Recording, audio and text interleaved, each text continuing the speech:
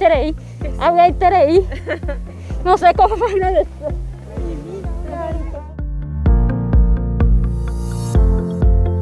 Vine a consultar y hacerme la cédula para mí y varias cosas más. También tienen servicio para peluquería que la criatura están formando fila. La verdad que es muy lindo, me parece espectacular, porque desde que vino acá en nuestro barrio, por ejemplo, hay mucho progreso. Quiero agradecerte, señora primera dama, doña Silvana, por todos los proyectos, capacitaciones que ha llevado a nuestra comunidad. También quiero agradecerte de corazón por la huerta, la piscicultura. Yo personalmente he recibido 3 certificados. ¡Qué maravilla!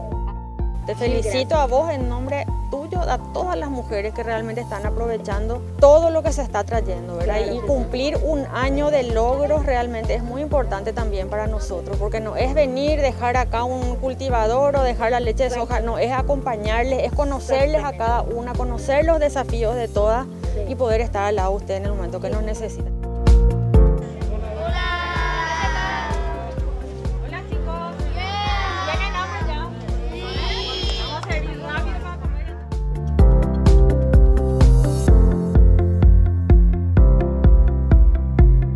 Yo ya puedo poner Tereí la embuquera.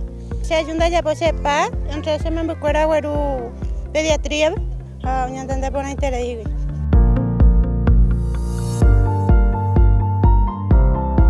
Llegar a las mujeres para nosotros es muy importante y poder ayudarles también, no solamente a salir del círculo de violencia, sino también para darle una oportunidad y que sepan el servicio público y la atención que nosotros damos en el Ministerio de la Mujer. Que el servicio público está para todos y si es que no pueden ir hasta nosotros vamos a ellas.